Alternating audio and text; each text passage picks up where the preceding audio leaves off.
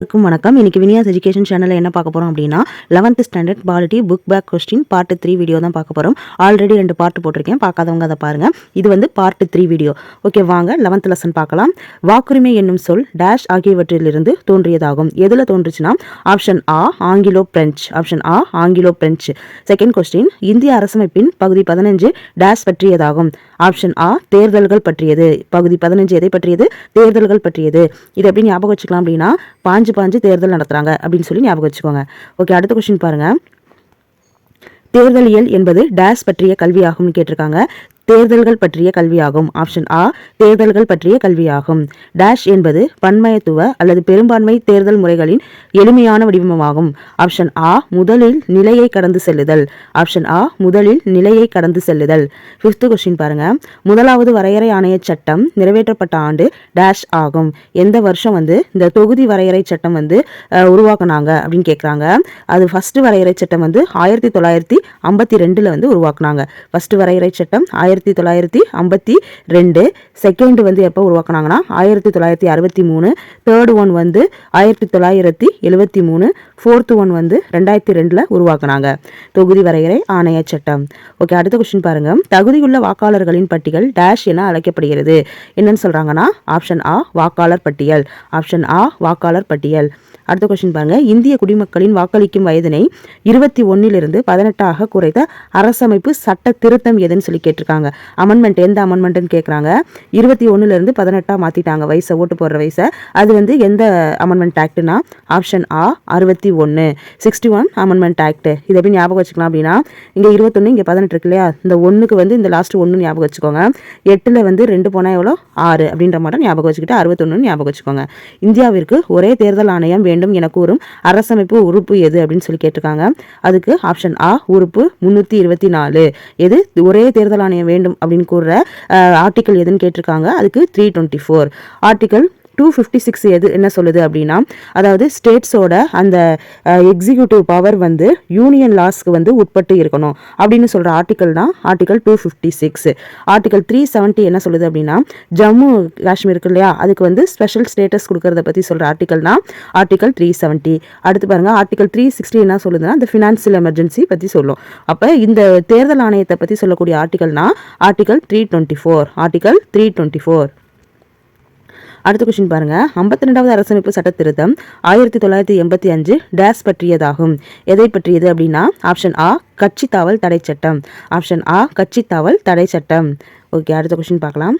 ஒரு உறுப்பினரின் மறைவு அல்லது பதவி விலகலால் வரும் தேர்தல் டேஷ் என அழைக்கப்படுகிறது. என்னதுன்னா ஆப்ஷன் ஆ இடைத்தேர்தல். இறந்துட்டாங்கனாலோ இல்லை பதவி விலகிட்டாங்கனாலோ அந்த இதுக்கு வந்து தேர்தல் நடக்கலையா, அதை இடைத்தேர்தல் அப்படின்னு சொல்லுவாங்க. அடுத்து பஞ்சாயத்து அமைப்புகளில் பெண்களுக்கு டேஷ் இடங்கள் ஒதுக்கீடு செய்யப்பட்டுள்ளன. ஆப்ஷன் ஆ 1/3. ஆப்ஷன் ஆ 1/3. அடுத்த கொஸ்டின் பாருங்க. இந்தியாவின் தலைமை தேர்தல் ஆணையரை டேஷ் நியமிக்கிறார். யார் நியமிக்கிறார்னா ஆப்ஷன் ஆ இந்திய குடியரசுத் தலைவர். யாரு? இந்திய குடியரசுத் தலைவர். இந்த ஆப்ஷன் ஆ உச்சநீதிமன்ற தலைமை நீதிபதி கொஞ்சம் டவுட் ஆகும், இதை பார்த்து வச்சுக்கோங்க. தலைமை தேர்தல் ஆணையரை வந்து நியமிக்கிறது யாருன்னா இந்திய குடியரசுத் தலைவர். யாரு? இந்திய குடியரசுத் தலைவர். அடுத்து இந்திரஜித் குப்தா குழு 1998 டேஷ் தொடர்பானதாகும் அப்படின்னு கேட்டிருக்காங்க. அதுக்கு ஆப்ஷன் ஆ தேர்தல் சீர்திருத்தங்கள். ஆப்ஷன் ஆ தேர்தல் சீர்திருத்தங்கள். இந்திரன் அப்படின்னா தேவலோகத்தில் இருக்கக்கூடிய தலைவன் தானே, அவன் தான் என்ன பண்ணியிருக்கான், தேர்தல் சீர்திருத்தம்லாம் பண்ணுவான் அப்படின்னு சொல்லி ஞாபகம் வச்சுக்கோங்க. அடுத்த கொஸ்டின், இந்தியாவில் முதலாவது பொது தேர்தல் டேஷ் ஆண்டு நடைபெற்றது. ஆப்ஷன் ஆ 1951 1952. அடுத்து அரசின் நிதி உதவியுடனான தேர்தல்களை டேஷ் குழு ஆதரித்தது. ஆப்ஷன் ஆ இந்திரஜித் குப்தா குழு. இதுதானே சீர்திருத்தம், தேர்தல் சீர்திருத்தத்துக்காக அமைக்கப்பட்ட குழு இல்லையா, அதனால அரசின் நிதி உதவியுடனான தேர்தல்களை இந்த குழு தான் வந்து என்ன செஞ்சிச்சு, ஆதரிச்சது. அடுத்து பாருங்க, கூற்று காரணம் கொடுத்துருக்காங்க. இந்திய நாடாளுமன்றம் ஈரவைகளை கொண்டது. ஒன்று மக்களவை, இன்னொன்று மாநிலங்களவை. ஓகே, அடுத்து காரணம் சொல்லியிருக்காங்க. கீழவை மக்களவையாகவும் மேலவை மாநிலங்களவையாகவும் உள்ளன. இதுக்கு என்ன ஆன்சர்னா ஆப்ஷன் ஆ ஏ மற்றும் ஆர் இரண்டும் உண்மை. ஆர் என்பது ஏயின் சரியான விளக்கம். ஓகே, நம்ம அடுத்த லெசன் பார்க்கலாம். அடுத்து 12th லெசன்ல ஃபர்ஸ்ட் கொஸ்டின் பார்க்கலாம். எப்பொழுது சென்னை மாநகராட்சி உருவாக்கப்பட்டது? ஆப்ஷன் இ 1687. 1687. எப்போது ரிப்பன் பிரபு தீர்மானம் ஏற்கப்பட்டது? அதுக்கு ஆப்ஷன் இ 1882. 1882. அடுத்த கொஸ்டின் பாருங்க. எதன் மூலம் இரட்டை ஆட்சி முதலில் ஏற்கப்பட்டது? ஆப்ஷன் ஆ இந்திய அரசாங்க சட்டம் 1919. இந்திய அரசாங்க சட்டம் 1919. நகர்பாலிகா சட்டம் கொண்டு வரப்பட்ட ஆண்டு 1992. ஆப்ஷன் இ 1992. நகர்பாலிகா சட்டம் பாருங்க 1992.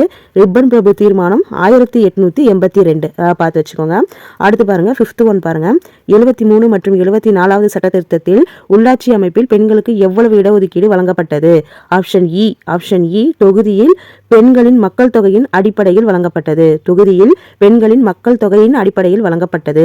அடுத்த கொஸ்டின், மாநில நிதி ஆணையத்தின் பொறுப்புகள். ஆப்ஷன் ஆ வரி வருவாய் மாநில அரசுக்கும் உள்ளாட்சி அமைப்புக்கும் பகிர்தல் தொடர்பான பரிந்துரை. வரி வருவாய் மாநில அரசுக்கும் உள்ளாட்சி அமைப்புக்கும் பகிர்தல் தொடர்பான பரிந்துரை. 7th ஒன் பாருங்க. மாவட்ட திட்டக்குழு கீழ்கண்டவற்றால் உருவாக்கப்பட்டது. எதனால உருவாக்கப்பட்டுச்சு அப்படின்னா ஆப்ஷன் ஆ 73வது அரசமைப்பு சட்ட திருத்தம். 73வது அரசமைப்பு சட்ட திருத்தம். அடுத்த கொஸ்டின், ஜவஹர் ரோஜ்கர் யோஜனா. ஆப்ஷன் ஆ வேலைவாய்ப்புக்கு உத்தரவாதம் அளித்தல். வேலைவாய்ப்புக்கு உத்தரவாதம் அளித்தல். இது எப்போ கொண்டு வந்தாங்க அப்படின்னா ஏப்ரல் 1 1989 கொண்டு வந்தாங்க. அப்போ யார் பிரைம் மினிஸ்டர் அப்படின்னா ராஜீவ்காந்தி. ஓகே, அடுத்த கொஸ்டின் பாருங்க. கீழ்வரும் எந்த தேர்தலில் அரசியல் கட்சிகளுக்கு பங்கு இல்லை? ஆப்ஷன் இ பஞ்சாயத்து தலைவர் மற்றும் வார்டு உறுப்பினர் தேர்தல். பஞ்சாயத்து தலைவர் மற்றும் வார்டு உறுப்பினர் தேர்தல். அடுத்த கொஸ்டின் பாருங்க. உள்ளாட்சி அமைப்பின் தந்தை என கருதப்படுபவர் யார்? உள்ளாட்சி அமைப்பின் தந்தை என கருதப்படுபவர் ரிப்பன் பிரபு. ஆப்ஷன் இ ரிப்பன் பிரபு. அடுத்த கொஸ்டின் பார்க்கலாம். மாநிலங்களில் உள்ளாட்சி தேர்தலை நடத்துவது. மாநிலங்களில் உள்ளாட்சி தேர்தலை நடத்துவது ஆப்ஷன் ஆ மாநில தேர்தல் ஆணையம். இந்திய தேர்தல் ஆணையம் எம்எல்ஏ எம்பி எலெக்ஷன்ஸ்லாம் நடத்துவாங்க. இந்த மாநில தேர்தல் ஆணையம் தான் உள்ளாட்சி தேர்தலை நடத்துவாங்க. அடுத்து பாருங்க 12th ஒன்று. இந்திய அரசியலமைப்பில் உள்ளாட்சி அரசாங்கம் குறித்த சட்ட விதிமுறைகள் யாவை? ஆப்ஷன் ஆ உறுப்பு 40 உறுப்பு 243 243 ஓல இருக்குது இந்த உள்ளாட்சி அரசாங்கம் விதிகள். அடுத்து பாருங்க உறுப்பு 243 P2 243 ZZ வரைக்கும் இந்த உள்ளாட்சி அரசாங்கம் குறித்த ஆர்டிகல்ஸ்லாம் இருக்குது அப்படின்னு சொல்றாங்க. ஓகே, அடுத்து 13th கொஸ்டின் பாருங்க. அரசமைப்பு சட்டத்தின்படி 3 அடுக்குகளை கொண்ட பஞ்சாயத்து ராஜ் அமைப்பினை பொறுத்துகன்னு சொல்லி கேட்டிருக்காங்க. அதுக்கு என்னன்னா ஆப்ஷன் ஆ கிராம பஞ்சாயத்து, இடைநிலை பஞ்சாயத்து, மாவட்ட பஞ்சாயத்து. கிராம பஞ்சாயத்து, இடைநிலை பஞ்சாயத்து, மாவட்ட பஞ்சாயத்து. அடுத்த கொஸ்டின் பார்க்கலாம். அடுத்து ஒரு கூற்று காரணம் கொடுத்திருக்காங்க. 73வது திருத்தத்தின் மூலம் உள்ளாட்சி அமைப்புகள் ஏற்படுத்தப்பட்டன. அதுக்கு காரணம் கொடுத்திருக்காங்க. மக்களாட்சியானது உள்ளாட்சி அரசாங்கங்களின் மூலம் அடித்தட்டு மக்களை சென்றடைகிறது அப்படின்னு சொல்லியிருக்காங்க. இது ரெண்டுமே சரிதான். அப்போ ஆப்ஷன் ஆ மற்றும் இரண்டும் சரியானது. ஓகே, அடுத்த லெசன் பார்க்கலாம். அடுத்து 13th லெசன் ஃபர்ஸ்ட் கொஸ்டின் பாருங்க. தகுதி இருப்பவை உயிர் வாழும் என்ற கோட்பாட்டை உருவாக்கியவர். ஆப்ஷன் இ டார்வின். ஆப்ஷன் இ டார்வின். அடுத்து பாருங்க. அடிமை வாணிபம் என்பன பெண்கள் கடத்தல், குழந்தைகள் கடத்தல், மனிதர்கள் கடத்தல். இப்போ இவை அனைத்தும். ஆப்ஷன் இ இவை அனைத்தும். எல்லாமே இதில் வந்துடும். அடிமை வாணிபத்தில் இது எல்லாமே வந்துடும். ஸோ ஆப்ஷன் இ இவை அனைத்தும். அடுத்து பாருங்க. இனவெறி ஆட்சி என்பன. ஆப்ஷன் ஆ ஒரு இனம் மற்றொரு இனத்தை அடக்குதல். ஆப்ஷன் ஆ ஒரு இனம் மற்றொரு இனத்தை அடக்குதல். அடுத்த கொஸ்டின், நாராயணகுரு எந்த மாநிலத்தை சார்ந்தவர்? ஆப்ஷன் இ கேரளா. ஆப்ஷன் இ கேரளா. இங்கே பாருங்க, இங்கே செகண்ட் பாருங்க ரா வந்திருக்கு, இங்கேயும் செகண்ட்ல ரா வந்திருக்கு அப்படின்னு ஞாபகம் வச்சுக்கோங்க. வைக்கம் இயக்கத்தை தலைமை தாங்கி நடத்தியவர் யாருன்னா பெரியார். ஆப்ஷன் ஆ பெரியார். அடுத்து தேசங்களின் வளம் பற்றிய ஒரு ஆய்வு என்ற நூலை எழுதியவர் ஆதம் ஸ்மித். ஆப்ஷன் ஆ ஆதம் ஸ்மித். தேசங்களோட வளத்தை பற்றி ஆதாம் எவாளுக்கு தான் தெரியும் அப்படின்னு சொல்லி ஞாபகம் வச்சுக்கோங்க. அடுத்து பாருங்க. இடஒதுக்கீடு கொள்கையின் மூலம் என்ன செய்யணும் அப்படின்னா உயர்த்துதல், மேம்படுத்துதல், நீதி வழங்குதல். இது எல்லாமே வந்துடும். அப்போ ஆப்ஷன் இ அனைத்தும். அடுத்து ஜாதி அமைப்பு மிகப்பெரிய அளவில் இருந்த மதம். ஆப்ஷன் ஆ இந்து மதம். ஆப்ஷன் ஆ இந்து மதம். அம்பேத்கர் எந்த மதத்திற்கு மாறினார்? ஆப்ஷன் இ புத்த மதம். எந்த மதம்? புத்த மதத்துக்கு மாறிட்டார். அடுத்து பாருங்க. ஒரு நியாயமான சமூகத்தில் பாகுபாடு இருக்கக்கூடாது, ஜாதிகள் இருக்கக்கூடாது, மதங்கள் இருக்கக்கூடாது. அப்போ ஆப்ஷன் இ மேற்கூறிய அனைத்தும். அடுத்து பாருங்க. மண்டல் ஆணையம் அமைக்கப்பட்டது யாருக்கு அப்படின்னு கேட்டிருக்காங்க. ஆப்ஷன் இ இதர பிற்படுத்தப்பட்ட வகுப்பினருக்காக. அடுத்த கொஸ்டின், கூற்று காரணம் கொடுத்திருக்காங்க. பிராமணர் அல்லாதோர் ஆங்கிலேயர் காலத்தில் அரசு பதவிகளில் பணியமர்த்தப்பட்டனர். சரி. காரணம் பாருங்க. 1921ஆம் ஆண்டு வகுப்புவாரி பிரதிநிதித்துவ சட்டம் இயற்றப்பட்டது. இதுவும் சரி. அப்ப ஆப்ஷன் ஆ கூற்று காரணம் சரி. கூற்றுக்கான சரியான விளக்கம் ஆப்ஷன் ஆ தான் சரியான விடை. அடுத்த லெசன் பார்க்கலாம். அடுத்து 14th லெசன் ஃபர்ஸ்ட் கொஸ்டின் பாருங்க. எந்த ஆண்டில் சென்னை மாகாணம் தமிழ்நாடு என பெயர் மாற்றப்பட்டது? 1969. ஆப்ஷன் ஆ 1969. 1967 அறிஞர் அண்ணா வந்து சிஎம்மா பதவி ஏற்றிருப்பாரு. அவர் தான் 1969 சென்னை மாகாணத்தை தமிழ்நாடு அப்படின்னு சொல்லி மாத்திருப்பாரு. இப்படி மாத்த சொல்லி உண்ணாவிரதம் இருந்து இறந்தவர் யாரு அப்படின்னா சங்கரலிங்கனார். யாரு? சங்கரலிங்கனார். அடுத்த கொஸ்டின் பாருங்க. சென்னை வாழ் மக்கள் சங்கம் நிறுவப்பட்ட ஆண்டு எந்த வருஷம் அப்படின்னா ஆப்ஷன் இ 1852. சென்னை வாழ் மக்கள் சங்கம் ஆரம்பிச்சது யாரு அப்படின்னா கஜுலு லக்ஷ்மி நரசு செட்டி அப்படிங்கிறவர் ஆரம்பிச்சிருப்பாரு. எந்த வருஷம் ஆரம்பிச்சிருக்காருன்னா 1852. அடுத்த கொஸ்டின் பாருங்க. தமிழகத்தில் குலக்கல்வி திட்டத்தை அறிமுகப்படுத்தியவர் யாருன்னு கேட்டிருக்காங்க. யாரு அப்படின்னா ஆப்ஷன் ஆ ராஜாஜி. ராஜாஜி தான் குலக்கல்வி திட்டத்தை வந்து ஆரம்பிச்சிருப்பாரு. அவர் வந்து காங்கிரஸ் இல்லையா, அந்த காங்கிரஸ்லேயே இருந்த காமராஜரே இந்த திட்டத்தை வந்து எதிர்த்திருப்பாரு. ஓகே, இதையும் தெரிஞ்சுக்கோங்க. அடுத்து பாருங்க. சென்னை பல்கலைக்கழகம் எந்த ஆண்டு நிறுவப்பட்டது? சென்னை பல்கலைக்கழகம் எந்த ஆண்டு நிறுவப்பட்டது? ஆப்ஷன் இ 1857. அடுத்த கொஸ்டின் பாருங்க. மக்கள் தொகை அடிப்படையில் தமிழகம் இந்தியாவின் டேஷாவது பெரிய மாநிலமாக உள்ளது? ஆப்ஷன் ஆ 7th 7வது பெரிய மாநிலமாக இருக்குது. மக்கள் தொகை அடிப்படையில் தமிழகம் எத்தனாவது இடம்? 7வது பெரிய மாநிலமா இருக்குது. அடுத்து பாருங்க. நீதி கட்சியின் முதல் தலைவர் யார் அப்படின்னு கேட்டிருக்காங்க. யாரு அப்படின்னா ஆப்ஷன் ஆ தியாகராயர். யாரு? ஆப்ஷன் ஆ தியாகராயர். முதல் சிஎம் யாரு அப்படின்னா சுப்புராயலு சொல்லணும். முதல் தலைவர் யாருன்னா தியாகராயரை சொல்லணும். வைக்கம் வீரர் என அழைக்கப்படும் தலைவர் யார் அப்படின்னு கேட்டிருக்காங்க. ஆப்ஷன் இ ஈவேரா பெரியார். யாரு? ஈவேரா பெரியார். கேரளால வைக்கம் அப்படிங்கிற இடத்துல அவர் வந்து போராட்டம் பண்ணி அதில் வந்து வெற்றி பார்த்திருப்பாரு. ஸோ அதனால அவர் வைக்கம் வீரர் அப்படின்னு சொல்லியிருப்பாங்க. ஓகே, அடுத்து பாருங்க. தமிழகத்தில் சுயமரியாதை இயக்கத்தை தோற்றுவித்தவர் யார் அப்படின்னு கேட்டிருக்காங்க. யார் அப்படின்னா ஈவேரா பெரியார். ஆப்ஷன் இ ஈவேரா பெரியார். அடுத்து பாருங்க. ஒரு பொறுத்துக்க கொடுத்துருக்காங்க. இந்தி எதிர்ப்பு எப்போ அப்படின்னு கேட்டிருக்காங்க. இந்தி எதிர்ப்பு போராட்டம் வந்து 1937. 1937. திமுகவோட தோற்றம் 1949. மாநில மறுசீரமைப்பு சட்டம் எப்போ கொண்டு வந்தாங்கன்னா 1956. இரட்டை ஆட்சி எப்போ அப்படின்னா 1919. ஸோ 2143 வரணும். இங்கே வந்து மாற்றி கொடுத்துருக்காங்க, பார்த்துக்கங்க. ஓகே, அடுத்த கொஸ்டின் பாருங்க. கீழ்கண்டவர்களுள் யார் பிராமணர் அல்லாதோர் கூட்டறிக்கையினை வெளியிடாதவர்னு கேட்டிருக்காங்க. யாரு அப்படின்னா ஆப்ஷன் இ பனகல் ராஜா. யாரு? பனகல் ராஜா.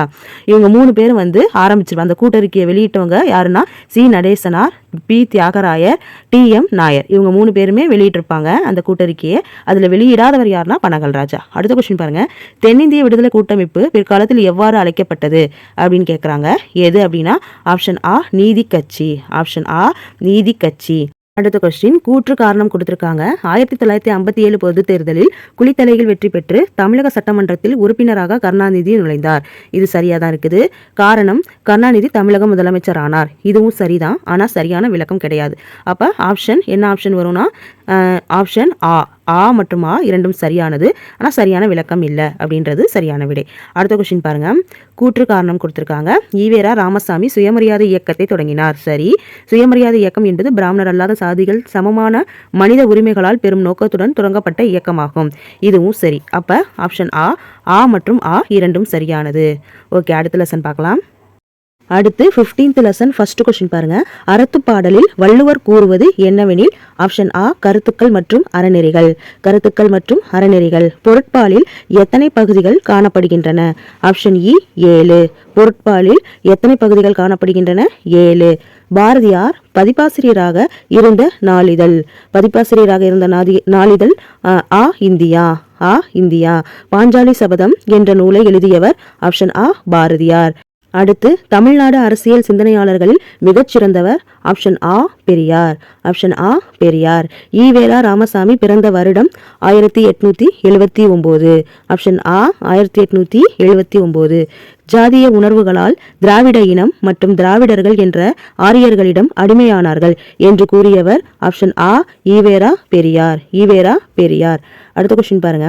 1923ஆம் ஆண்டு முதல் இந்திய மே தினம் கூட்டத்தை சென்னையில் நடத்தியவர் ஆப்ஷன் இ மா சிங்காரவேலர். மா சிங்காரவேலர். அடுத்த கொஸ்டின் பார்க்கலாம். பெரியார் இறந்த வருடம் கேட்டிருக்காங்க. 1973. ஆப்ஷன் இ 1973. பாரதியார் பிறந்த இடம் எட்டயபுரம். பாரதியார் பிறந்த இடம் ஆப்ஷன் ஆ எட்டயபுரம். இது வந்து தூத்துக்குடி டிஸ்ட்ரிக்ட்ல இருக்கு.